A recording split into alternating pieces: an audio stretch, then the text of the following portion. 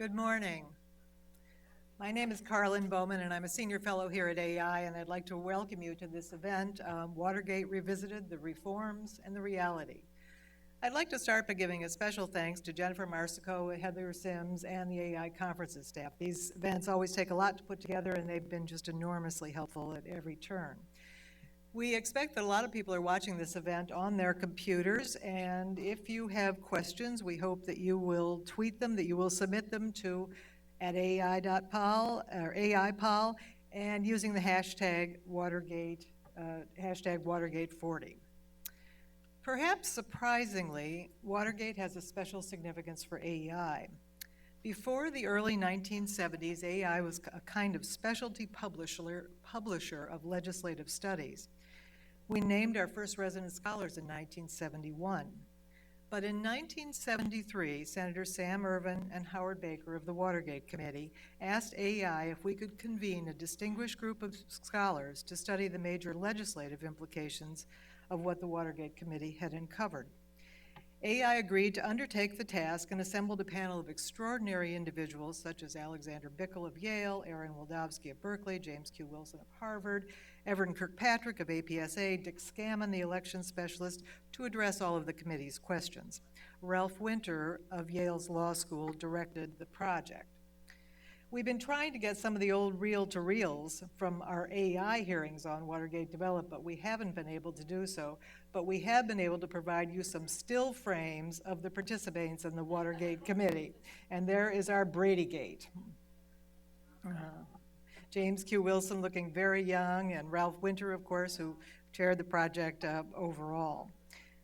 Our work was funded then in part by the Ford Foundation, and AEI's president at the time, William J. Baruti Sr., the Watergate Committee's decision to turn to AEI was a sign that we were being taken seriously as a think tank in Washington. We've grown and changed in many ways since then, but we continue to be committed to dispassionate scholarship that this group exemplified, and we are especially interested in the historical antecedents of today's controversies. We will talk about some of those later today. I'm going to dispense with formal introductions and instead begin by asking each of the four panelists to tell us what they were doing during Watergate. Full disclosure from your moderator, I was then working for the junior senator from New York, James Buckley, who is a conservative Republican, was the first on the Republican side of the aisle to call for Nixon's resignation. And I remember Jim saying to me at the time he didn't know whether more of his fellow Republicans would compare him to Judas Iscariot or Benedict Arnold. And he said Benedict Arnold won. Senator Thompson, we'll begin with you by asking what it was like to become the Watergate Committee's minority counsel in February of 1973 and what your most vivid memories of that assignment are. And out of curiosity, did you interact much with Hillary Clinton? No, we were working different sides of the street back then. I never met her. I think she was working for the Independent Counsel, and we were working on the so-called Ervin Committee. Well, it was a unique experience for me, to say the least. It was a unique experience for the country. But you're benefited in those circumstances by not knowing what you don't know and not knowing what a big deal it's going to turn out to be. So you just take it a step at a time, and you're kind of like that frog in the boiling water that we always talk about. I was 30 years old. I had been an assistant U.S. attorney in Nashville, got acquainted with some of Howard Baker's people, left to become his Middle Tennessee campaign manager, as if anybody ever managed his campaigns. He did that for himself. But we won, and after that, he was in Nashville one day and said, we've got a little matter up here that probably over in a couple of months, but would you be interested in coming up?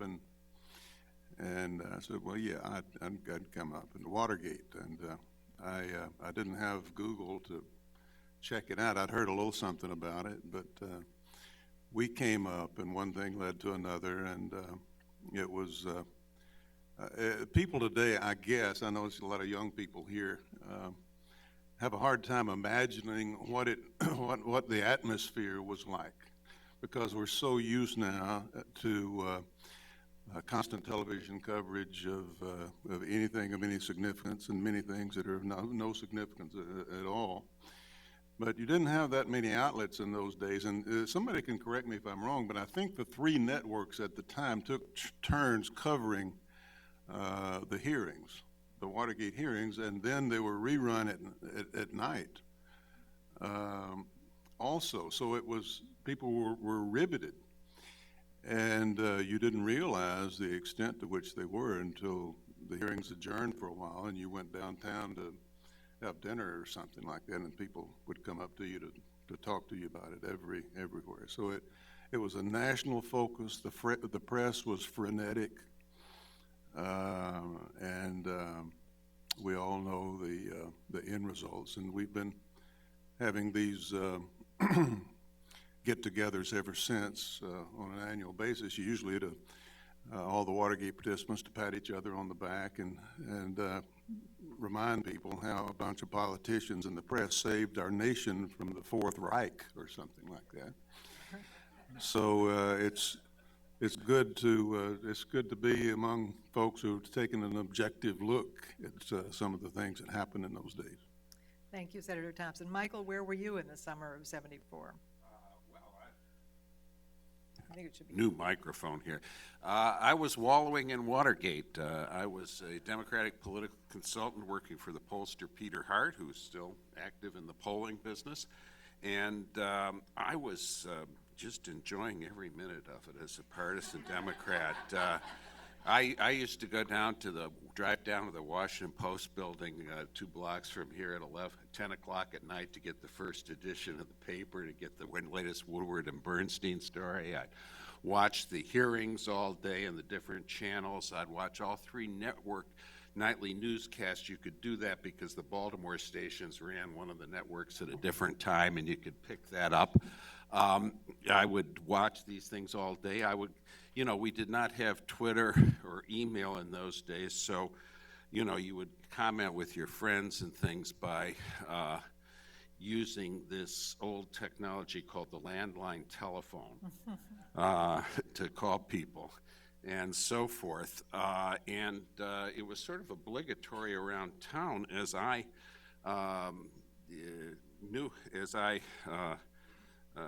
to know all the details and questions about what John Dean said and this and that. I never did learn who assigned Fred to ask the question of Alexander Butterfield about the White House taping system. If I was the majority staff on that committee, I would have reserved that for myself. But They wanted it done correctly, so. well, you're casting aspersions on Rufus Edmiston. No, and I knew some of the people involved from various political activities. I had actually encountered Fred Thompson when I was a law clerk at the United States Court of Appeals for the Sixth Circuit, which covered Michigan, Ohio, Kentucky, and Tennessee, and the court sessions met in Cincinnati. And 2 or 3 years before Fred was making national news on the Butterfield question and all these other matters, I saw Fred arguing for the government as an assistant U.S. attorney for the Middle District of Tennessee, arguing moonshine cases and arguing that it's... Which side were you on? He was the government side. He was the revenuers. If my granddaddy had known what I was doing, he would have turned over his grave. Well, we would have things like, the Chevrolet was going down the mountain road at night, 90 miles an hour with no lights on and extra springs in the back. And this circumstantial evidence required a search and so forth. These cases were... They were complex legal matters, yeah. They were, I think it's fair to say, more perfunctory things than matters than he was dealing with a few days later. But it was, the Watergate made careers out of for a lot of people. I knew a lot of people at CBS, and Connie Chung and Leslie Stahl were just starting out then. They had been hired, they'd been working for local stations otherwise, and their assignment was to go out at 5 a.m. the homes of H.R. Haldeman and John Ehrlichman and so forth and stake them out so that when these unfortunate individuals would appear in the days before the electric garage door opener and get into their cars, they could get a little footage of them refusing to answer questions. And, Sometimes she would meet the Watergate staff coming home. coming home from the time, yeah, well, they were, and I remember one of Leslie's stories that she told. She was on and this tells something about the changing temper of the times. She was on one of the CBS Watergate specials at 10 p.m. or some, time in the evening, and one of the other correspondents on it, Daniel Shore, an older man, though only recently deceased. And at one point, Daniel Shore turned to Leslie in a condescending way and said, "Well, what's the woman's view on this, Leslie?"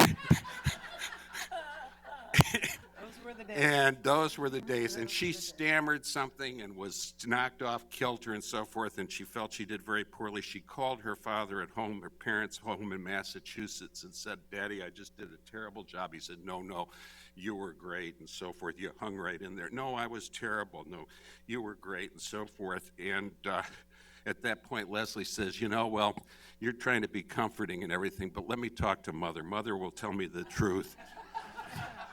And her father said, "Your mother is too upset to come to the fold."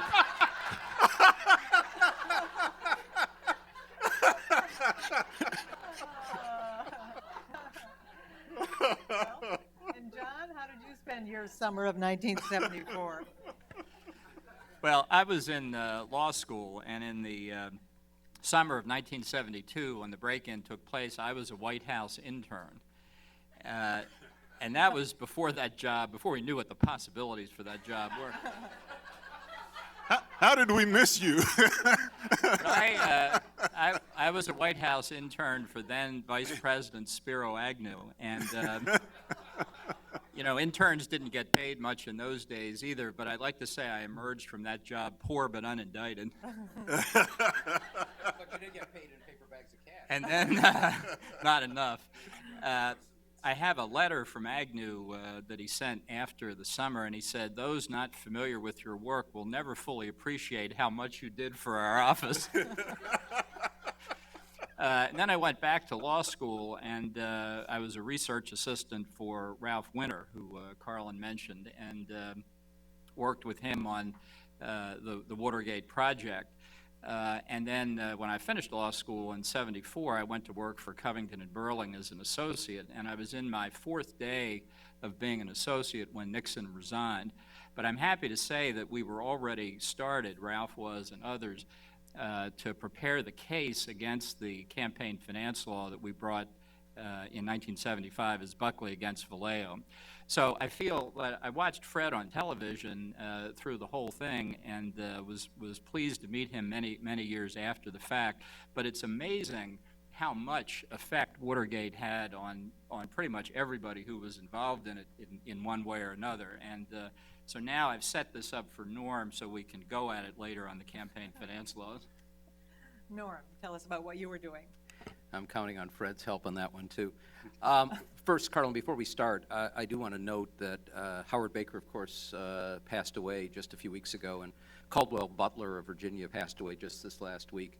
And I have to say, in all the years that I've been around Congress and politics, which is now over 45, I've never known two finer men. And I think we all ought to, at some point today, take a glass and toast people who are model public servants. And both took plenty of flack for it.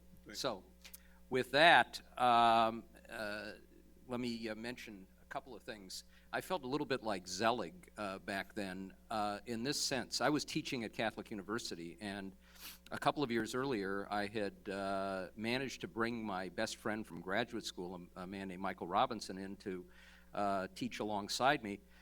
And his wife, Ronna Freiberg, at the time, they had been at the University of Oregon.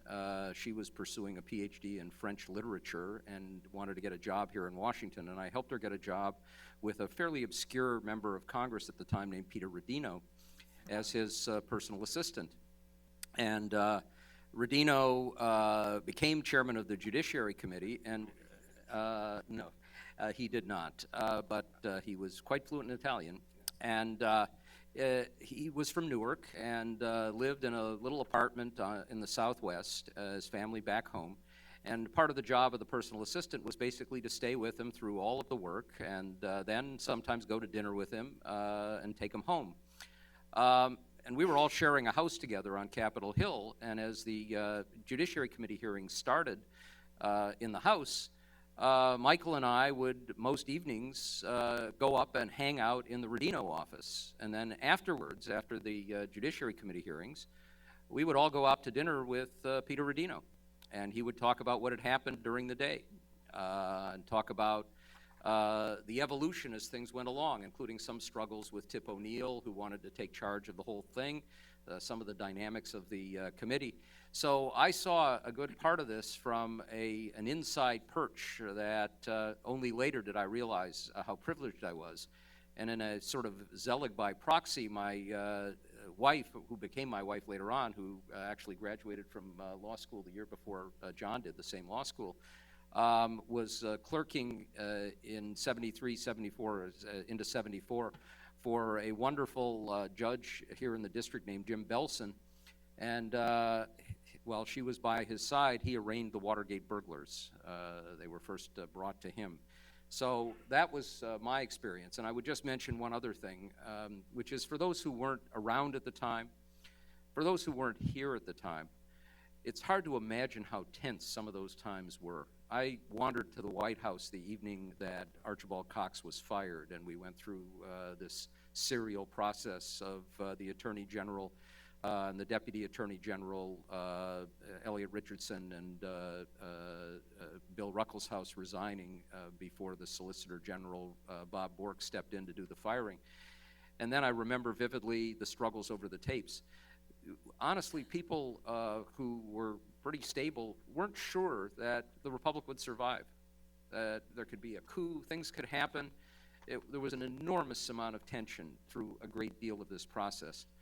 Ironically, because we came through it so well and moved towards having this bipartisan process, of which Fred was a sizable part of it, and then reached a point where after the House Judiciary Committee had voted in a bipartisan way articles of impeachment, knowing what the process would be that would follow, and delegation of prominent Republicans went to the White House and convinced the president to resign before going through that trauma. Because of that, impeachment became so much easier that it happened again a couple of decades later. So there's an irony in a lot of ways about the wonderful way in which the Republic grappled with this and finally reached a resolution. Thanks, Norm. Norm had come to Washington a few years earlier as a congressional fellow, and I think this was the first year you started to do political commentary for NPR in the summer of '74. Well, it was actually public television at the time was what we had as the equivalent of C-SPAN. And so I got called in because they were doing Fred's hearings and then the Judiciary Committee hearings, gavel to gavel.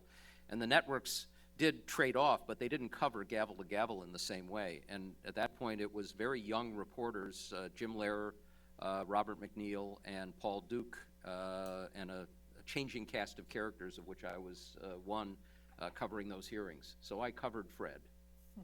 Thanks, Norm. Now that we've all demonstrated that we're relics of the Watergate era, we're going to turn to 4 significant reforms and have our panelists comment on their origins, their successes, and failures. Then a little later in the program, we're going to be taking your questions and focusing on some more general questions about the Watergate era and what it has wrought. First, I'm going to turn to campaign finance, and because there's some young people in the audience, I want to try to give you a very quick little background on what was going on in the early 1970s and during Watergate. Over Gerald Ford's veto, Congress passed significant amendments to the 1971 Campaign Act and created for the first time the first comprehensive effort by the federal government to regulate both campaign contributions and spending. The 74 amendments expanded on earlier legislation, as I suggested, and affected contribution limits, required disclosure of certain kinds of contributions, set up a public financing mechanism or advanced it a little bit through the checkoff, and also provided for expenditure limits for the associated committees. 2 years later, as John alluded to, in 1976, a majority of the Supreme Court struck down parts of the law as unconstitutional. This court case, Buckley v. Vallejo, was the starting point for a series of cases on the constitutionality of campaign financing restrictions. Norm and John, I think you disagree pretty profoundly about the campaign finance reforms. Most of them are gone or have been neutered over time. Norm, why don't you just start by describing your concerns? Well, first, what led to those reforms really was a campaign system that had become, especially at the presidential level, something akin to the Wild Wild West. And a lot of what happened with Watergate centered around money. And it was money that was raised for the campaign, some of it laundered through Mexico, some of it used to finance the burglary and other things that followed. And a system that also really had candidates, and I remember talking to Hubert Humphrey back around that era when he ran for president, both in 1960 and in 1968, talking about how humiliating it was for him to spend almost all of his time begging for money and, in effect, shaking down donors.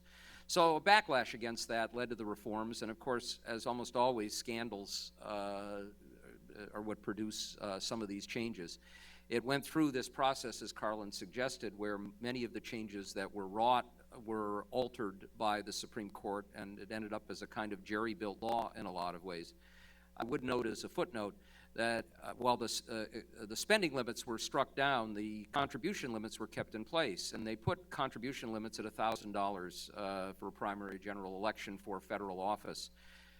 George McGovern, when those reforms were being considered, had actually proposed a $5,000 contribution limit and was pushed back from it. And many of the problems that ensued with the law as decades followed was the reality that the contribution limit was set too low. But I would make the case that for at least a couple of decades, at the presidential level, the reforms worked reasonably well. And what they did at the presidential level was basically to provide matching funds during the primary process for candidates, first who had to demonstrate that they could build a broad base of support, so you wouldn't get some charlatan coming in and just getting public money that he or she would use for their own purposes.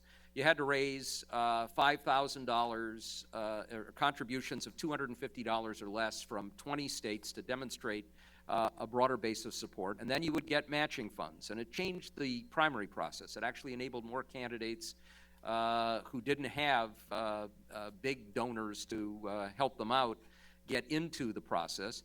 And then it provided for some public funding for conventions, which before that had really been a case of big interests coming in and either being shaken down by the parties to help pay for their conventions or buying a lot of access to enable the parties to run their conventions without so much of that pressure. And then a grant for the fall campaign for presidential candidates, the two major parties, or presumably candidates who had demonstrated a threshold of support, independent ones who'd gotten 5% of the vote in a previous contest. So it meant the two major party candidates. And for decades, the two candidates opted into that system, which meant they couldn't spend money outside it. And as I talked to many candidates from both parties and from those who ran it, they said it was a better system and a cleaner system. But because it didn't raise the limits and didn't index for inflation, over time it became practically a meaningless system. In the last few campaigns, candidates have not opted in. Now, by the way, the parties, both parties acting together, have struck down the funding for conventions, the public funding, and I'm afraid we're going to go back to a carousel of big interest being shaken down or buying that access, and they're pretty much meaningless. And of course, another scandal, and Fred popped up again to chair hearings after the abuses of power in the 1996 campaign, really triggered the next wave of reforms, the McCain-Feingold reforms, which the Supreme Court has now pretty much blown out of the water with Citizens United and now the McCutcheon decision. John, I expect you disagree, and I should note that there's a little old AI pamphlet called Campaign Financing and Political Freedom, written by Ralph Winter in association with John Bolton. I think Norm was correct earlier when he said that the constitutional system functioned correctly in Nixon being forced to resign.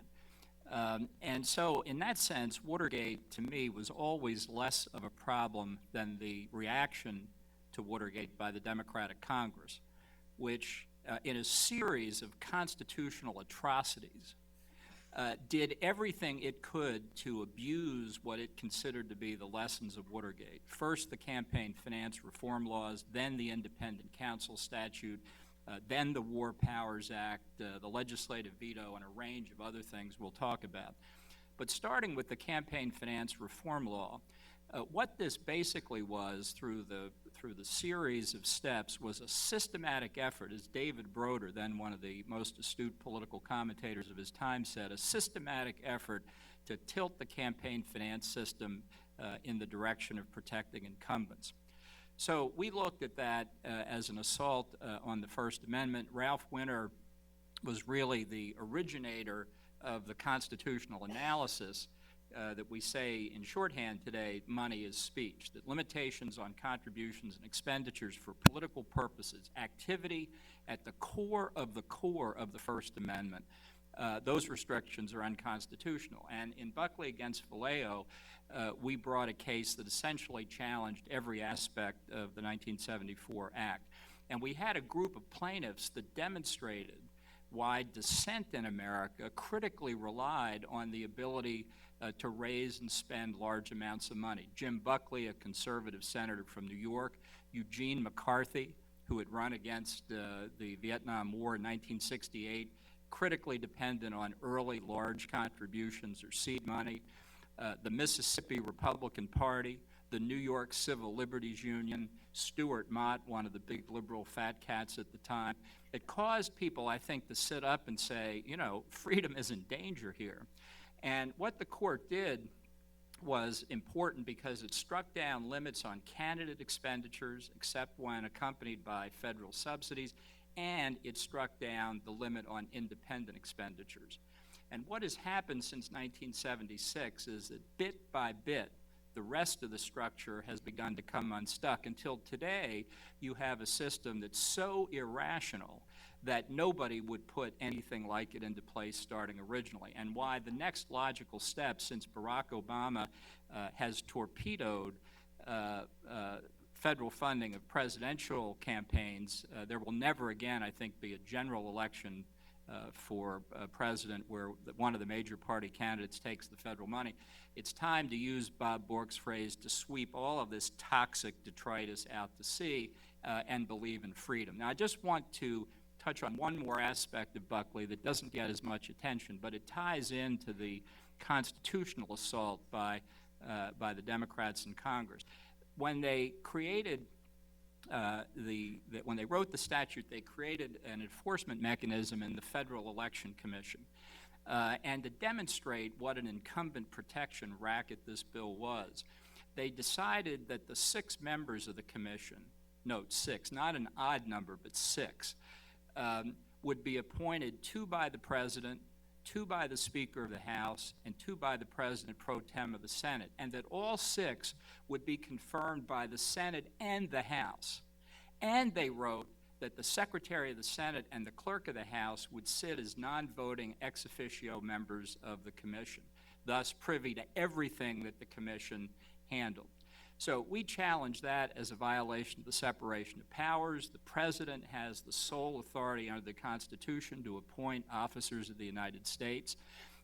And obviously only the Senate gets to confirm.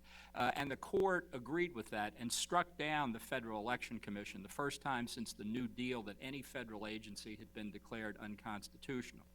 Now, we also challenged the legislative veto, which was a way for Congress to oversee regulations that the commission promulgated. The court didn't reach the legislative veto. It got lost in the shuffle because we had challenged so much.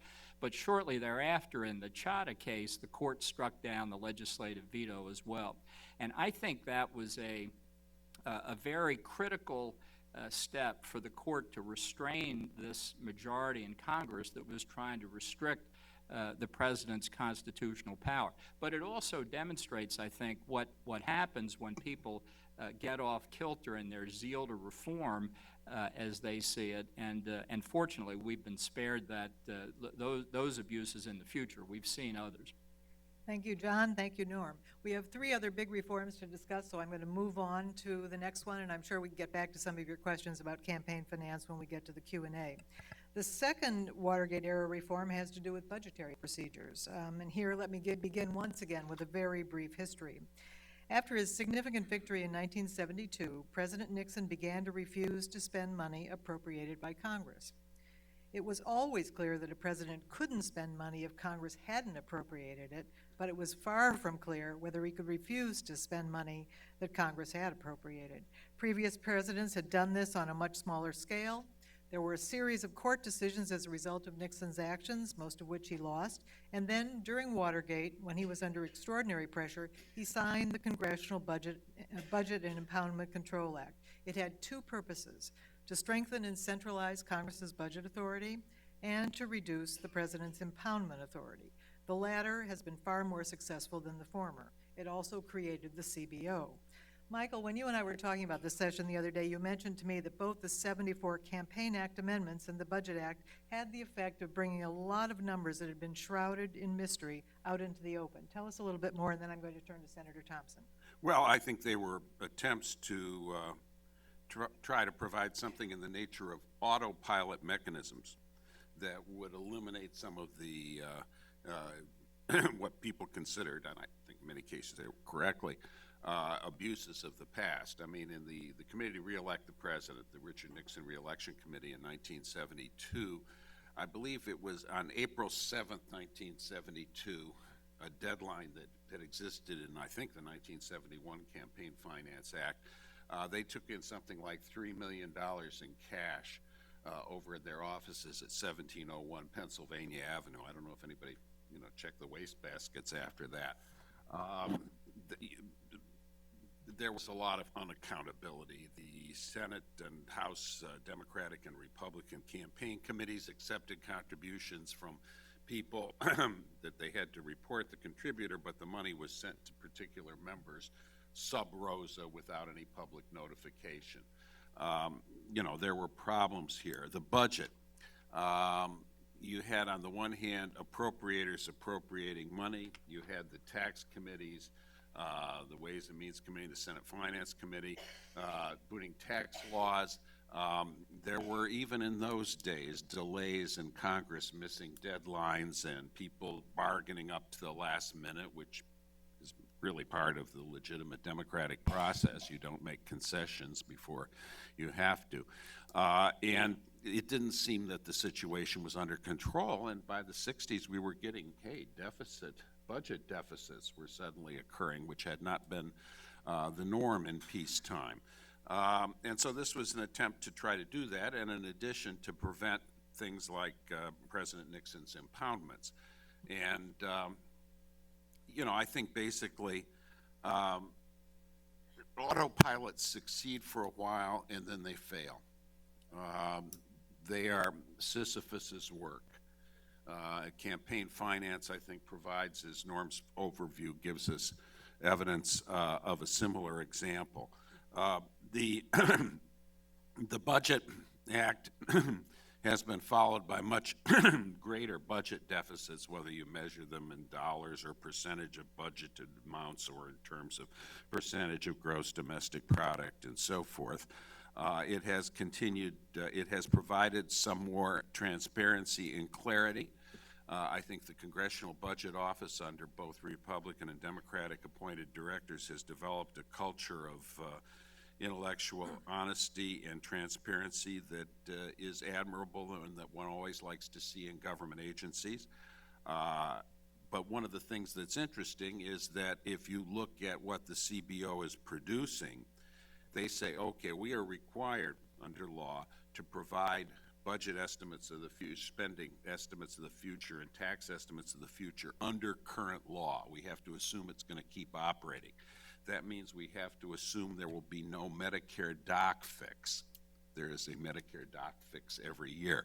So what does CBO do? And this is continued under Douglas Elmendorf, who, a Democratic appointee who has been, as far as I know, the Republican leaders in Congress seem to be have no problem with at all. They provide alternate scenarios where they basically say, here's how it would actually work if Congress does what it always does, pass a doc fix. And so you get excuses, and you get a budget things. We've had things like decision-forcing legislation, the Graham-Rudman-Hollings bill in the 1980s, for example, that was going to force Congress to do, to eliminate deficits and so forth, and provide sort of procedural cliffs where you'd all fall off the cliff unless you agreed to do things. These, again, have sometimes succeeded, but they have not. And in the past 5 years, we've seen, without very much in the way of adverse editorial comment, the Senate Democratic leadership has only presented a budget, I believe, once in the last 5 years, perhaps twice. They're required to do so under the budget resolution, but they don't do it. They did it only as a result of the agreement that was sort of forced by a series of negotiations between House Budget Chairman Paul Ryan, Senate Budget Chairman Patty Murray last year. Many commentators who are always concerned about procedural irregularities haven't been very concerned about this one, nor have they given Paul Ryan and the House Republicans any credit for passing what they could argue are serious budget resolutions, including attempts to address entitlement programs that most people believe are unsustainable over the long term. So I think, Sisyphus's work continues, and the stone is not very high up the hill at the present time. I guess one conclusion is 40 years is a long time. Sometimes a good public policy only lasts, 5 or 6 years, and then it's obsoleted by political change, by change in the nation, by different circumstances. And I think this, we're seeing again the Budget Act has become, the original people that complained about the lack of coordination between the taxing committees and the appropriating committees said this is producing deficits. Budget Act has produced larger deficits over time. Many people tried their best, but they haven't been able to change that outcome. Senator Thompson, you watched it up close and personal as a member of the Senate for 8 years. Is there any way, if it disappeared, what should we do? Yeah, it's not a pretty picture. I think that the ideas behind the Budget Control Act 1974 are basically sound ones and consistent with the Constitution and Congress's responsibility with regard ultimately to the budget. But it seems to me, in retrospect, they bit off more than they could chew or were willing to chew, and now it's kind of a shambles. And it goes to show that you can't, by some artful use of language in a piece of legislation, cause people, cause dogs to stop chasing cars and change human nature and cause members of Congress to do what they're supposed to do, such as follow the law of the 1974 Act. So as Michael said, we have, it's just ignored by the Senate Majority Leader, and the press doesn't seem to bother anybody. It was clearly in partial response to Nixon and Watergate, but it was also part of a bigger picture. This pull and push between Congress and the executive branch goes on all the time. Historically, it's gone back and forth. From the Civil War up until about 1921, you had Congress kind of in the ascendancy as far as budgetary matters and other matters were concerned. In 1921, they passed a piece of legislation that required the president to submit a budget and basically put the ball back into Congress, to the president's court, because things were getting complicated. The president, everything needed to be, you know, kind of coordinated under the same office, and the staff and the expertise and so forth. The idea would be there with the president, and it wouldn't be done in bits and pieces. Someone would have an overview of the whole thing, et cetera, et cetera. But that went along fine, according to most people, for a while. But there was, you know, plenty of money to spend, seemingly, and plenty of willingness to spend it. You had the Great Depression, you had the war, and all those things. You had a strong presidency in those days, by most people's estimation. So everything was fine. But then things got tighter, especially with the advent of the increasing predominance of the entitlement programs. The amounts or percentage of the budget, which now is about 20% of the budget in discretionary spending, got smaller and smaller and smaller, and times got tougher, and Congress started wanting. There was tension that arose again between the executive and the legislative branches as to who was going to, you know, have the ultimate say or the most predominant position with regard to dwindling sources of revenue, how that money was spent, and so forth. So that had been going on a little while when Nixon came along. So Nixon comes along and vetoes 9 appropriations bills, and he impounds about $12 billion worth of programs.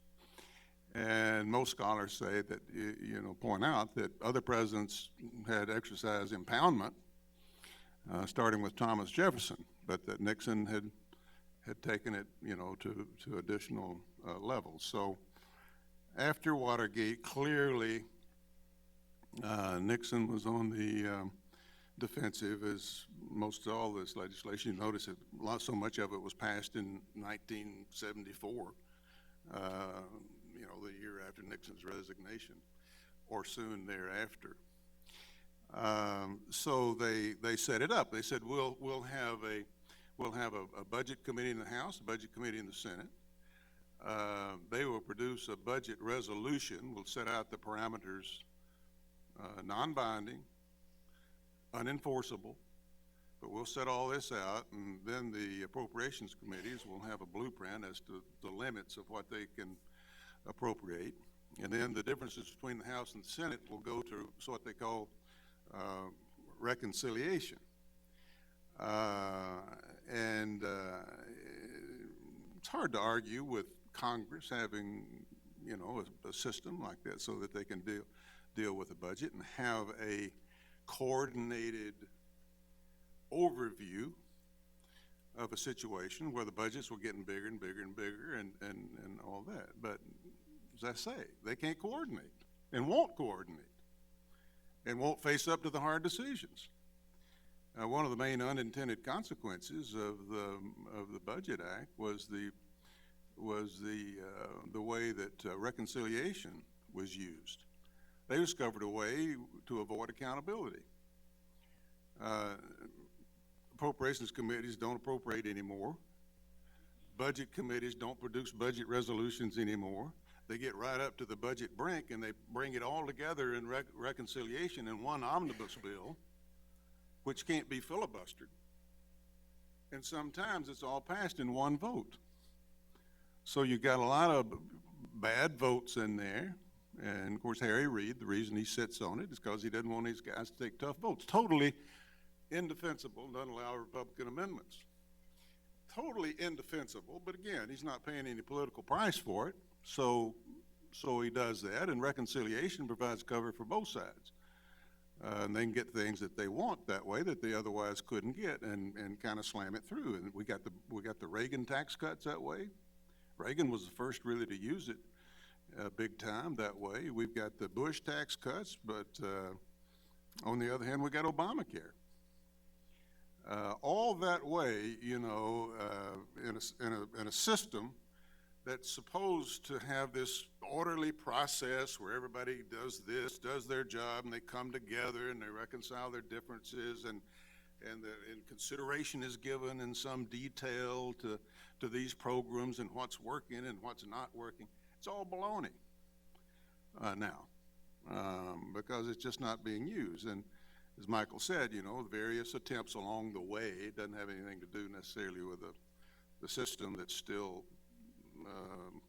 prevails in terms of the 74 Act, but Graham-Rudman, you know, that would effectuate sequesters if deficit exceeded targets, but the targets can be adjusted and have been.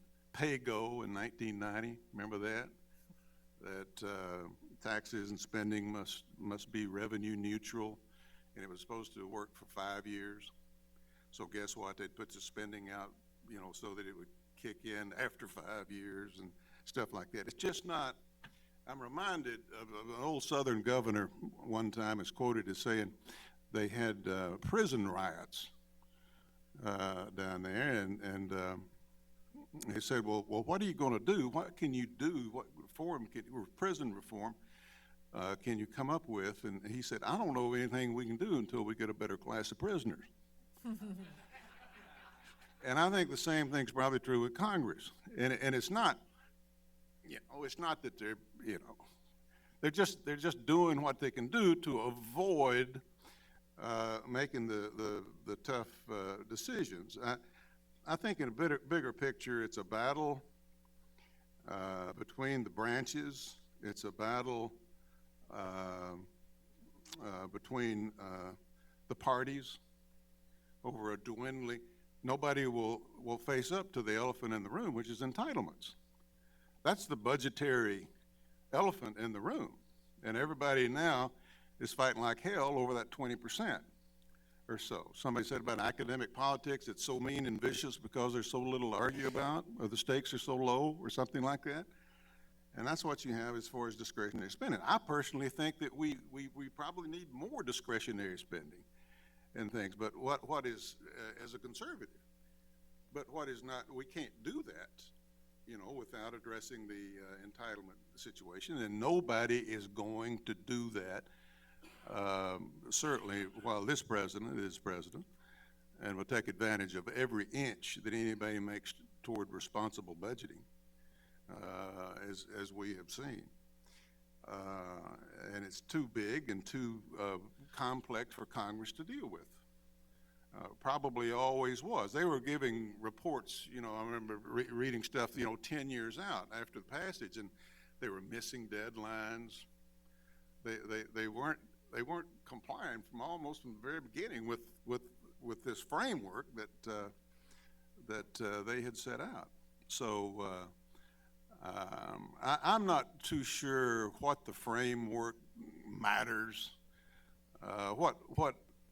You know, I've always thought that a 2-year budget would make some sense for various reasons, but I'm not all hung up on that. I mean, it gets back, like in so many of these other problems, to the people, and ultimate who are running the show, and the elected officials, the statesmanship or lack of it, and the cognizance of the American people who will tolerate or go along with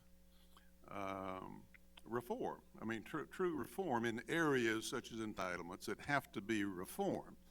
If you don't do that, it doesn't make any difference about all this, the rest of this stuff. It's just a way to, you know, get leverage. American on polls, everybody's, you know, is the deficit and the budget and all that important. Oh yeah, it's a very important issue. Get right down to it. It's not. As I say, nobody pays a price for it. You see how Obamacare was rammed through, for example. The Bush prescription drugs, you know, that was unaffordable, and yet we were able to, you know, get that get that through. I think during a hiatus of one of these, pay-go's been on and off. So that's my read on it. Norm, a very quick response because you have to get to the last two reforms. I think, the Budget Act was put in for two reasons. Before I get to that, let me note, Fred, that this past week, Congress passed the largest increase in entitlements since the Affordable Care Act with the VA fix. Overwhelming margins in both parties, handful of those voting no, unpaid for. And that'll tell you something about the motivations. Everybody who says that they care about deficits, it gets pushed to the side when political considerations take effect. There were two reasons. One was to tilt more of the balance of power towards Congress. That worked reasonably well, and the Congressional Budget Office is the one thing that remains that will be preserved. The second, of course, was to try to match revenues to spending and try and deal, as Michael said, with deficits. And it tells us, and the reason I wanted to intervene here is the larger problem, which is trying to impose structural solutions on what are, in effect, deep-seated differences over politics and priorities. They just don't work very well, and we've seen that play out repeatedly. I would take issue a little bit with Fred. I think PAYGO actually did work, and implemented in 1990, by the time we got to the late 1990s, we had balanced budgets and surpluses, and it had a lot to do with that. But they let it expire. Yeah. And Republicans not only first didn't enforce it, then repealed it because it meant you had to consider revenues. And here you get another example. Congress this past year overwhelmingly approved tax extenders, reducing revenues by trillions of dollars. Didn't pay for it. Once again, when it's tax cuts for many, then deficits go out the window. Those are other priorities. And it's just very difficult to try and impose those things. And then just one last point. We used to have a fiscal year that ended July 1. So Congress, in effect, had 6 months to do its appropriations bills. They thought they could make it much easier by pushing the fiscal year to begin October 1. And then the deadlines got breached even more. Why? Because when you have intense differences over priorities, you get endgame negotiations. And it doesn't matter how far you push off the budget deadlines, you're going to come right up to the end. And that would be true, by the way, with a 2-year budget. Thanks so much, Norm. Now let's turn to the Independent Counsel statute. Ralph Winter, who directed the AI project, concluded that provisions narrowly construed should be made for the appointment by the federal courts of special prosecutors in particular cases. Although presidents had appointed special prosecutors throughout our history, it wasn't until President Jimmy Carter in 1978 signed the Ethics in Government Act that we had the legislative basis for the appointment of an independent special prosecutor. To make a long and tortured history short, President Reagan reauthorized it twice after some provisions were tightened, and in 1988, by a 7-to-1 vote, the Supreme Court upheld the constitutionality of independent counsels. In 1988, Senators George Mitchell and Bob Dole asked AI and Brookings to take on a project to look at the statute. The young lawyer John Roberts was part of that committee, and Norm Ornstein was the project coordinator. And finally, the act expired for good in 1999. Michael, Justice Scalia was the sole dissenter in the 1988 case. Was he right? And then we'll turn to John Bolton. Yeah, he was very much. I think Justice Antonin Scalia was very much right in that Morrison v. Olson case, I believe it was. It involved an independent counsel was brought on Ted Olson when he was a member of part of the Reagan administration. I mean, it's interesting. This is another example of trying to make a structural solution or an autopilot solution. And it boomeranged right on President Carter, who signed the initial bill, because what happened was that a person who was a criminal defendant made charges that Hamilton Jordan, President Carter's chief of staff, the guy who was really his chief political aide, and a very bright and able guy, that President trusted, had used cocaine, and that under the terms of the Independent Counsel Act, this was a felony, the charge was made, you had to appoint somebody. And Hamilton Jordan had all the heartache of being in the position of a potential criminal defendant under criminal investigation. I can't imagine how distracting that might be, but the president was deprived of his full attention, at least to some minimal extent. And that illustrated one of the problems. I started working as an editorial writer at the Washington Post in 1982, and one of the things in my slow move from liberal to conservative, and one of the first issues I wrote about, with the approval of Meg Greenfield, the editorial page editor, was the fact that there was no provision for providing legal expenses for somebody who would have been investigated and exonerated by an independent counsel. And Hamilton Jordan had left the White House deeply in debt. He was, unlike some other recent White House people, dead broke when he left, name no names. And it seemed a matter of honor and justice that he ought to be reimbursed by that. We wrote a couple editorials advocating that. Then he made the mistake of running for the Senate. Fred may tell you that's a mistake too, I don't know. And the Senate wasn't going to pay money to a guy that was running for the Senate, and he didn't get there. But the it really turned out to be a tremendous injustice. And I can remember back, I think in 1993, talking to a Clinton White House aide, and I think it was Paul Begala, who was certainly a campaign White House aide for the Clintons at various times.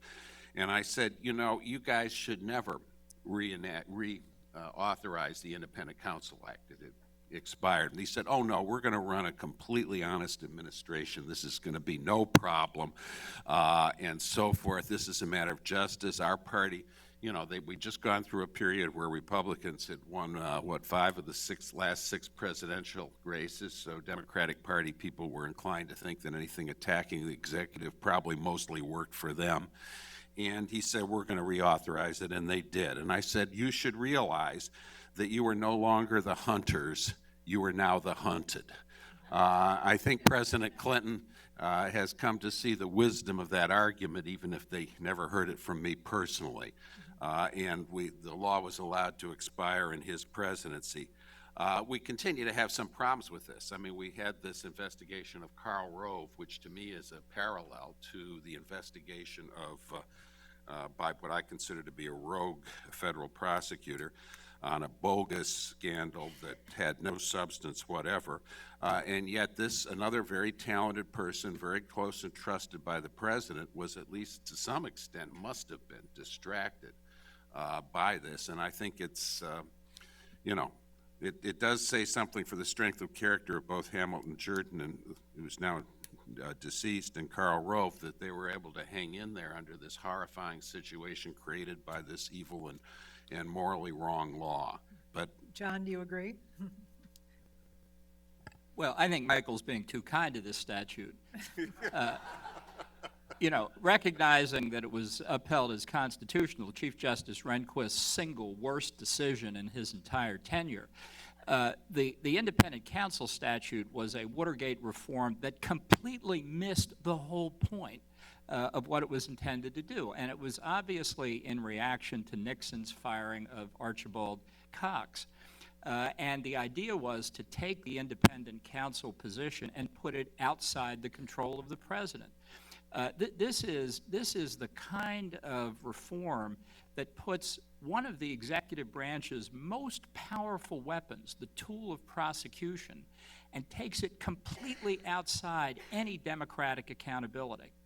Whereas, in fact, what happened with the firing of Archie Cox was that the system worked, that Richardson and Ruckelshaus, who had committed that they would resign if ordered to fire the special prosecutor, did in fact, that Bork came in and fired him because, as Richardson said to him in the Attorney General's office, Bob, if you resign, which is what he was going to do, the entire Justice Department will resign. We can't let that happen. So, as Richardson said, Bob, you've got the gun now. It's your duty to pull the trigger, which he did and suffered for the rest of his career from partisans who never understood the significance of the courage that Bork had displayed. But in fact, under Leon Jaworski, the special prosecutor's office, as a piece of the Justice Department, continued to do its work. When you take a prosecutor and put him or her only under the discretion or the direction of a court, you're removing any possibility of accountability. And that's ultimately why the law was allowed to lapse, because of repeated abuses by independent counsels who had no supervision. Every other prosecutor in the United States has to fight for resources under a limited system. The independent counsels could do anything they wanted. So I think that the practical consequence of this finally led to the law's demise. I think there are still abuses even for special prosecutors that are appointed within the Justice Department, but at least this effort to remove one of the core functions of the president from under his democratic accountability has been thwarted. Thanks very much, John. We want to allow about 15 minutes for your questions, so we're going to turn very quickly to the War Powers Act, the final big Watergate reform. The War Powers Resolution has been part of the tug-of-war between the executive and the Congress since its passage over a presidential veto in 1973, and it has been substantially ignored by every president since.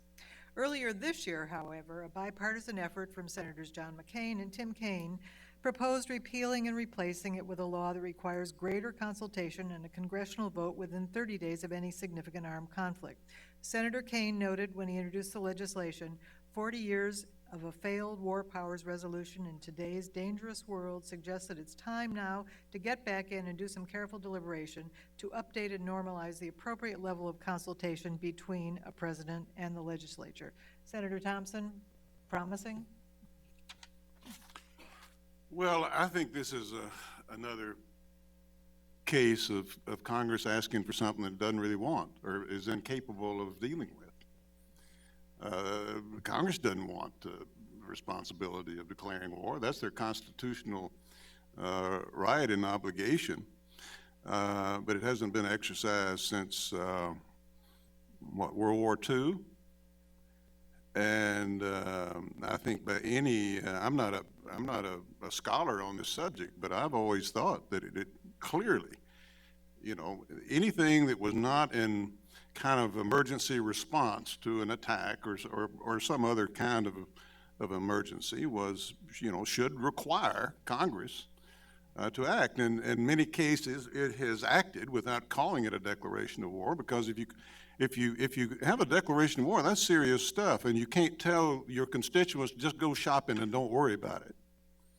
It might require everybody to be making sacrifices as we're officially at war. So they'll pass, resolutions, the Gulf of Tonkin resolution, or the resolution allowing President Bush to do whatever's necessary. So I think it's a totally abdication of Congress's power. The executive branch has been more than willing to step into that, and their mantra has been, well, we have questions about it, or we don't think it's constitutional, but we'll usually, check in with Congress. I mean, I can't see from a practical matter how any president, knowing what we know now, could make any serious move in that direction toward war, or armed conflict, or anything, without bringing Congress in on it. But they still claim the right to do that if they want to, and sometimes do. And like I say, it's just another. I think War Powers Act or any act that would effectuate their constitutional authority. I mean, this is the way we'll do it, and notices and things like that, as the war power do, is fine. But again, it has to do with the people who are exercising it, and I think Congress has been derelict in their duty in this regard. Any other three panelists? John, and then Norm. Well, this is another example of Congress absolutely not understanding what it was doing. And by attempting to interfere in the president's commander-in-chief authority, which is what this is about, I think they betrayed both naivete and really a kind of dangerous desire that we see in a lot of other respects not to be Congress anymore. I mean, I think one of Congress's big problems is they'd all much rather be president. And this legislation business is really tedious. You got to read statutes and stuff like that. So they decide to second guess the executive, which is what the War Powers Act is all about. And I think it completely ignores the constitutional history. Of all the reasons why the revolution almost didn't succeed, one of the principal reasons was the grotesque interference of the Continental Congress in Washington's command over the Continental Army. And when the Constitutional Convention, which, by the way, was presided over by George Washington, wrote Commander-in-Chief into the Constitution in Article 2, they knew who the first president was going to be. And his lieutenants, Alexander Hamilton and James Madison, who wrote much of the Constitution and wrote the Federalist Papers, fully understood that the Commander-in-Chief authority was a plenary authority. So the War Powers Act is now an absolute non-entity. The executive branch writes letters not pursuant to the War Powers Act, but which says, we're not writing this pursuant to the War Powers Act, but here's what we're going to do, and then we never pay attention to it again. The honorable thing to do would be to repeal it and forget about it. Norman, Michael, very quickly. You know, this is another instance of an attempt to find a structural solution to what is a political problem. As the great scholar Edward Corwin said many decades ago, that the Constitution is an invitation to struggle, and the war powers has been a struggle for a long time. You may remember when Teddy Roosevelt wanted to send the 7th Fleet around the world as a show of American strength, and Congress refused to appropriate money for it, so he sent them halfway around the world and said to Congress, well, you want to leave them there to die, or are you going to give me the money to bring them back? So it's an invitation to struggle, and obviously this was a reaction to first the Gulf of Tonkin resolution. Remember, some of the articles of impeachment were about bombing in Cambodia and all of that. Unlike the Budget Act, which President Nixon signed, President Ford vetoed the War Powers Act, and that veto was overridden. And every president since has protested it and basically complied with it, but issued those protests. Fact is, it's worked to presidents' advantages, because if you commit troops and they're out there in the field, and 60 days later you say to Congress, what are you going to do? Disarm them? Take them away in the middle of a war zone? Congress is going to ratify it. So in effect, they've given a president more power. This is not resolved by a structural solution. It's resolved by the tug of war. And one example, I think that's an interesting one, is, of course, the Syrian situation, where President Obama decided, I think foolishly, very foolishly, that he would come to Congress to ask for approval before taking any military action. He did so with the assurance from congressional leaders of both parties that it would be fine, they'd have the votes for it. And the fact is, if it had come to a vote in the Senate, he wouldn't have gotten 40 votes in the Democratic Senate for it. So it would have deeply undermined the United States if it had come to that. And you simply can't operate in that fashion. You've got to let the branches work it through in an informal way. There is no way to resolve this structurally. Michael. I agree with pretty much all what Norm has said. I think it's interesting that this bill was A, passed over a president's veto, and B, no subsequent president of both parties has recognized its validity. That tells you that this is an attempt to resolve an institutional conflict built into the Constitution, which is basically not succeeded. I would make a little bit of a counter-argument, though, to what the others at the panel have said. I think in the so-called AUMFs, authorizations of use of military force, we have developed something that's in the nature of a functional declaration of war and is treated by Congress and the voters as such. We got the Iraq War resolution in 1991, which had bipartisan support, and the that was the Gulf War resolution, the Iraq War resolution in October 2002, which once again got bipartisan support, including the President and I believe the current Secretary of Defense, Secretary of State, the most recent previous Secretary of State, and so forth. These operate this way. As Norm pointed out, the President, I think unwisely, was wandering around in the Rose Garden with his Chief of Staff, decided that he was going to seek such an AUMF on Syria, and then it quickly became apparent that the Republicans didn't trust him, and the Democrats still remember Lyndon Johnson's Gulf of Tonkin resolution, president of their own party, and are still wanting to vote against it every chance they get 50 years later. So it wasn't there. But I think that's a functional equivalent that has developed. It's not perfect. but it's working better than the War Powers Act. Thank you very much, Michael. We set this session up to discuss the 4 reforms, but I know many of you have broader questions, and so now it's time for your questions. And we have one up in the front, and can you wait for the microphone, please? Hi, my name is Dr. Donna Wells. I'm an expert in the Russian language internet, but I'm asking this question as a native Texan. I actually happen to have graduated from LBJ High School in Austin, Texas. Senator Thompson specifically, how should history remember LBJ's war on poverty? Thank you.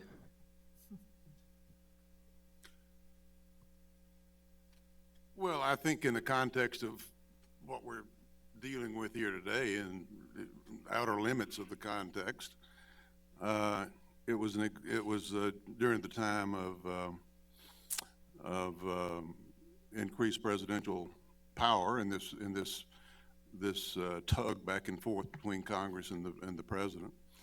When the presidency in certain times during war and crises, depression and so forth has had and exercised more power. And of course, after President Kennedy was assassinated,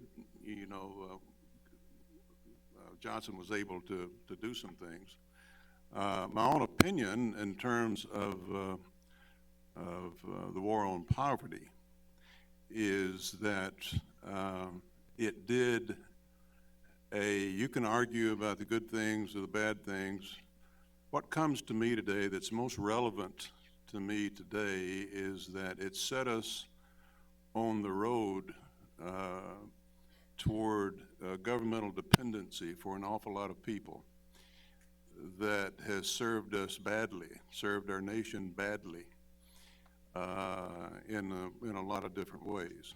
From the standpoint of that dependency for the individual, some of which dealt with through welfare reform legislation, and from a budgetary standpoint. So I think that it has a mixed legacy, but I think that the notion that you can lift people out of poverty with large sums of money in different government programs has been proven to have failed. That philosophy, that concept in general, has been proven to have failed. If you want to use, apples to apples standards of poverty from, then and now. Let's turn back to Watergate, and I'm going to use the prerogative of the moderator to ask a question of my own first. We tend to think of the intense partisan polarization that we see in Washington today as something of fairly recent origin, but I wonder if any of you think it goes back to the Watergate era. When Nixon left office, he had a 24% approval rating, yet 50% of Republicans approved of the job he was doing, and 13% of Democrats. Those numbers look pretty much like the RD difference on President Obama today. Are the origins of partisan polarization much earlier than we tend to think? Any of the panelists? I think we've always had a certain amount of political polarization. I think what Watergate did in part was to put people into the disposition of criminalization of political differences. The independent counsel law was an institutional form of that, and going after Hamilton Jordan, going after Ted Olson, lots of other people, trying to decapitate effective people in the opposite party's administration. But that has become a mode of thought that we see. We have, Democratic congressmen who urged the impeachment of President George W. Bush are now decrying what they consider to be Republicans' attempts, or at least talk about impeaching. Some Republicans talk about impeaching President Barack Obama. You mentioned earlier that difference. I think, part of this may be inevitable. President Nixon has complained in various ways, and some of his people that, Frank Gannon, who was a staff aide to him at that time, and others have argued that Nixon was a victim of a change in the rules. President Roosevelt wiretapped the White House. President Kennedy did. Roosevelt and Kennedy actually used the IRS to investigate political enemies. We know that doesn't happen today. President Nixon attempted to use the IRS, and his 2 IRS commissioners, one of whom recently died, another example of honorable service, refused to carry that out and said government shouldn't be doing that kind of thing. We have, the rules did change, and I argued at that time and agreed with Nixon that the rules changed, but I would argue that it's the duty of a leader to appreciate when the rules change, and that you have to obey and be seen to obey the rules, whatever they are, legal and formal and informal and political, in order to be an effective leader. Norm. I came to Washington in the fall of 1969, and Nixon was a relatively new president facing a Democratic Congress. The tension was palpable at the time over Vietnam. But the fact is that Nixon's strongest supporters in terms of his policy in Vietnam were Southern conservative Democrats, and among the most emotional, visible, and aggressive opponents were moderate and liberal Republicans like Charlie Goodell and Jack Javits of New York, Mark Hatfield of Oregon. For trivia buffs, Charlie Goodell was the father of Roger Goodell, now the commissioner of the NFL, and somebody who could use a little bit more of the spine that his father had. But that's another story. There was plenty of partisanship, of course, but it was different. And part of the reason it was different is because the 2 parties had very different mixes. They were heterogeneous. You had a lot of liberal and moderate Republicans. We used to call them gypsy moths for the insect that infects hardwood trees, mostly in New England, where many of them were situated. And a large number, 40% of the Democratic Party, who were conservative, southern, mostly rural Democrats, who we call boll weevils for that insect that infects cotton down there. But we were already in the middle of changes that started in the early 1960s. Started really with Barry Goldwater's campaign. Remember, the states that he won were southern states that had gone Democratic repeatedly for decades before that, and then the Voting Rights Act. That began to change things, and a lot of other changes occurred. Now, when Gerald Ford came into office, the first thing he did, the first speech he gave after Nixon resigned, was calling for conciliation, cooperation, and compromise with Congress. And then he vetoed more bills than by far than Nixon had, because Nixon actually had worked out a lot of domestic policies with Democrats, and in many cases liberal Democrats and Republicans. We began to see the tensions increase, but they were nowhere near what we have now. What I see now is a level of tribalism, not simply polarization, that is something we haven't seen in the country pretty much since the period right around the Civil War. John and Senator Thompson. Well, I think there are 2 different things at play here. One is partisanship, which is division along party lines. The other is level of vitriol in the public debate. And I think historically there's always been a high level of vitriol in the debate. When they said about Grover Cleveland, Ma, where's my pa? Gone to the White House, ha, ha, ha. When they said of James G. Blaine, the continental liar from the state of Maine. This is pretty tough stuff. But because the parties were less coherent than they are today, I think the vitriol had less of an effect. But the alignment of the parties along increasingly ideological lines, combined with the kill or be kill kind of rhetoric that we engage in now, I think does make a difference. That's what distinguishes it. It's the combination of 2 phenomena that we see today. Senator Thompson. I think that polarization today here in Washington primarily is a result of polarization in the country. And that is a result, in part, technology. I mean, back in the Nixon days, even the big difference, I'm not sure we changed the rules of the game. It's that the press had somebody that they dearly wanted to go after and did, and Nixon played into their hands. And I remember sitting there as a young lawyer. You had John Dean on the one hand testifying, then you had Haldeman and Ehrlichman testifying, saying Dean's a liar. And So it was a traditional kind of a lawsuit. He said, she said. The American people, in this case, were going to have to judge. The unique thing about this was a taping system that not only was there, but was discovered and produced. We know now that, you know, if Nixon had burned the tapes, you know, he probably would, you know, they'd change the Constitution, he'd still be president or something. But that was the unique thing about that. I mean, the circumstances to come together, and, you know, him preserving the tapes and handing them over and all of that. As John has been, it's been pointed out that other presidents, I mean Johnson and Robert Kennedy taped Martin Luther King.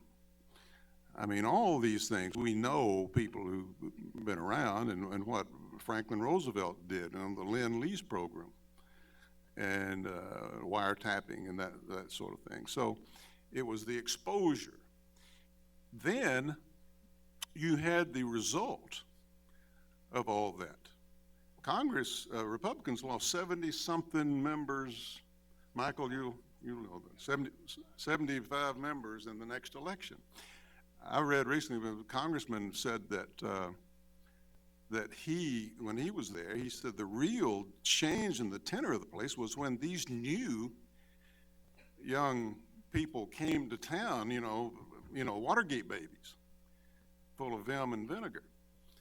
Now what has happened is that progression, plus the fact that the American people are divided because half the people think that we're going to hell in a handbasket, and half the people think things are just fine, and the government is serving their purposes just fine, and they want to keep it the way it is.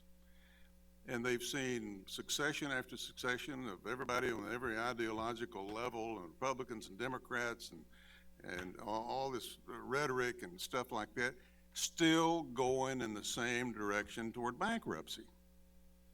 And you see things like what's happening on the border now, drives people nuts. Other things just drive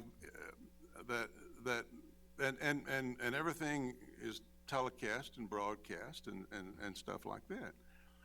And you still have most of the people, I think, oblivious to all of it. But the people in Washington are responding. They didn't get up one day and decide, we want to be SOBs all of a sudden. Howard Baker made sure that every vote on that Watergate Committee was unanimous. And it was, even to sue the President of the United States of his own party. It was Baker and Ervin, and I like to think Baker, my mentor, had the more difficult position because he was the president of his own party.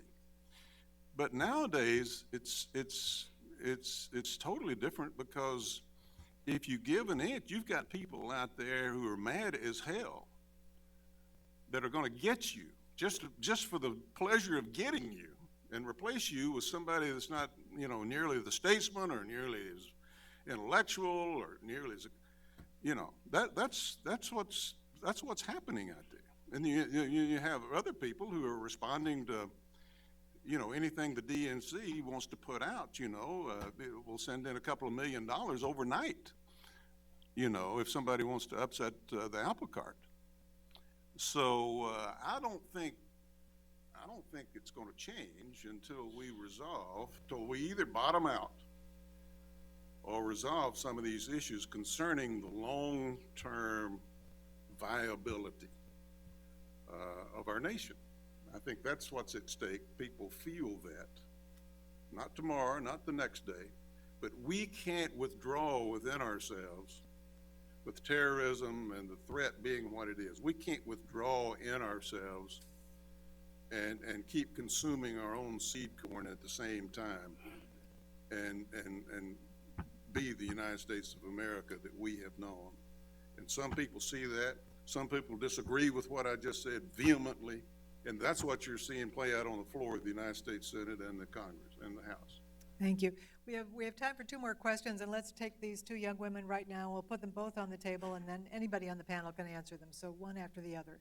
All right. Hi, Leandra Bernstein, RIA Novosti. I'd like to ask the obvious question about the potential for the impeachment of Barack Obama, and I'm glad that we got all the partisan discussion off the table. So there's been a lot written about the trend toward an imperial presidency, and you've discussed the reforms that took place after the impeachment of Nixon. So could we get some kind of principled reform in terms of a rebalance of power between the executive and legislative, and then just generally your views on potential for impeachment? And if you can hand the mic to her and you can ask your question. And actually, piggybacking on that, I wonder if in today's rhetoric we use the term impeachment too lightly, with your experiences sort of being on the ground during Watergate. Thank you. Anybody? What was the last part? The question was, are we using the term impeachment too lightly? Since Watergate? Well, I think, number one, the Republican House is not going to vote to impeach President Obama. He's playing a little bit of a tar. No, they're not going to vote. He may give them cause that you could argue he should do so if, as is sometimes rumored, and I don't have any idea if these rumors are true, he's going to extend through executive action, basically non-enforcement of the immigration laws as to some 5 million people. Gee whiz, the founders put in the phrase in the Constitution, the president shall faithfully execute the law, not just as a sort of recommendation or suggestion. They did so for sound historical reasons. They knew that in the Glorious Revolution of 1688-89, King James II had been removed because he claimed the right to suspend the law, to not enforce the law, and they wanted the president to enforce the law. And we'll see. The House is bringing this lawsuit. We'll see what happens. It verges on non-enforcement of the law. I think that there's an intellectually serious case that this president is refusing to fulfill his constitutional duty in some serious matter. You can argue against that as well. But I don't think impeachment is on the line. And one reason is that people observed that President Clinton's job rating went up 20 points after he was impeached. I take that in retrospect as the American people voting for the 22nd Amendment to the Constitution, which says that a president may be elected twice, but only twice. And having elected him to a second term in which various charges were made against him, the voters said, let him serve out his term. And I think the Republicans fear, and quite possibly correctly so, that if a formal impeachment was brought against President Obama would trigger that kind of 22nd Amendment feeling among the American people, even though he has a lower job rating currently than President Clinton had at the time the impeachment issue arose. Very quickly, the rest of the panel. So I actually think the question of how or whether we move forward with impeachment will depend on Speaker Cruz. And I say that facetiously, but obviously this is not an issue that's simply going to be decided by leaders, because leaders these days are more followers than anything else. And what's happened is there is a substantial movement in grassroots, and it gets to the second question. Impeachment now has a very different bar. It's a much lower bar. Now, it's always been the case that Congress defines what high crimes and misdemeanors are. The House decides what they may be, and if the House decides that eating a ham sandwich with mayonnaise on it is a high crime and misdemeanor, they can impeach. And it'll take a trial in the Senate to determine that. And if you go back, C-SPAN the last couple of weeks has been running all of the House Judiciary Committee hearings. And they're fascinating to watch. I was joking with Fred before, partly because you look at what people were wearing and their hairstyles back then, and you wonder what got into people's brains that they would dress like that or operate like that, but it was mostly this agonizing discussion, some of it getting to a point that Michael made, trying to sort out whether what Nixon had done was different in degree and kind from what other presidents had done, but what constituted a high crime and misdemeanor. And you see some people voting for one article of impeachment and voting against the second, or voting against the first and for the second. Now, it has nothing to do with almost anything. You had some members of Congress calling for impeachment in February of 2009. I am amused, frankly, sometimes if you go back and read the Wall Street Journal editorial page during the Clinton era, where it appeared that there was no Article 1 of the Constitution, it's somehow gotten lost, and now there is no Article 2 of the Constitution. We are changing our definitions in part based on political considerations, but it gets more broadly, I believe, to a point that Fred made. We now have people who are in their own echo chambers, and what they read and hear and listen to is what talk radio they listen to, what cable television they listen to, what blogs they follow, what emails they get from their friends and relatives, and it creates a kind of universe that we now have different universes. And in that universe now, one parallel universe, you have a substantial number of people out in the grassroots. Many of them are going to vote in that primary in Tennessee, where one of the best legislators I've ever known, Lamar Alexander, has to be a little bit worried right now. And from the grassroots, there may be pressure on leaders. When you get the majority whip of the House refusing to take this off the table, it's not going to happen this year. The leaders know it would be politically disastrous to do it. But the failure to act on the border question, and of course, look at what happened yesterday. One, they passed the lawsuit saying the president has overreached his authority. Two, they don't pass a border bill and they say, well, the president can act on his own. Give me a break. John, a quick response. We're just about out of time. Number one, the only serious people in Washington talking about impeachment today are Democrats.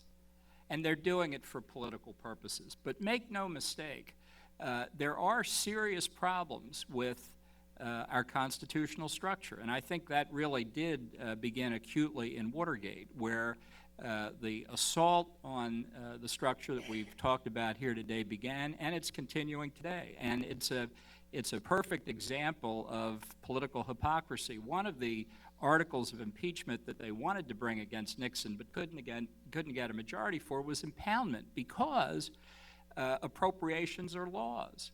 And Congress had passed a law and the appropriation, and Nixon wouldn't spend the money. Can you imagine the president simply not enforcing a provision of a statute that Congress had adopted? And people were outraged that Nixon had did that. Today, the president's not enforcing vast swaths of his own law, and those same people are perfectly happy with that. So until that problem is resolved, you're not going to end the kind of constitutional struggle we've talked about. But let's be clear, this talk of impeachment is purely partisan, and it's all Democratic. Yeah. Senator Thompson, I want to give you the last word, but I first want to thank the panel for a wonderful discussion of these reforms, and also to thank all of you for your interest in history. And Senator Thompson. Yeah, I think impeachment is more difficult today, not less. One of the things I came away with is how much it took during the Watergate days to have Nixon on the verge of impeachment, which would have happened. It had to take all those things I mentioned before, plus the discovery of an actual taping system. Today, I agree with, everybody talked about the fact that this is a non-starter. It's not going to happen. And one of the reasons that it's not going to happen is that nowadays, going back to the other point, no party is going to give you, in any foreseeable future, in any makeup of the Senate, 2/3 of a Senate vote to impeach a president of their party. It doesn't matter what he does. Doesn't matter what the facts are. I was one of those that split my vote on on Clinton. So I got to watch, a couple of different impeachment go-arounds in my days. But I think, that's off the, nobody's talking about it. I mean, it's not that somebody, is trying to generate this talk for, to raise money for political reasons. Everybody knows what the Democrats are doing with regard to that. They actually filed a bill against George W. Bush, and several Democratic congressmen signed on to it. Do you even remember that? I mean, nobody paid any attention to that. Oh, they're paying attention to this one. But on the impeachment issue, and looking into the future and future presidents and everything, and the partisanship that's involved in it, I would refer you to Arthur Schlesinger Jr. I've always been interested in him and his book, The Imperial Presidency. And I've always been taken with these people who talk about the imperial presidency when the president is not someone of their choosing. And then they praise strong presidents like Andrew Jackson and stuff, you know, when the party is, or John F. Kennedy, when the party is of their president. But Schlesinger ended his book by recommending the impeachment of Nixon. This was before so much of this stuff came out. And here are some of the reasons that he gave. Unilateral abolition of statutory programs. Unilateral determination of social priorities. In abuse of the interpretation of his appointing power. Appropriation of war-making power. Failure to consult Congress. Suspending legislation by executive order. So the fact that nobody's seriously talking about it just goes to show you nowadays how high the bar is for it. Because we're 50-50 and probably are going to remain close to that in the United States Senate for a long time. And nobody is going to give anybody 2/3 of a vote. Thank you all for coming to this wonderful session, and we hope to see you soon.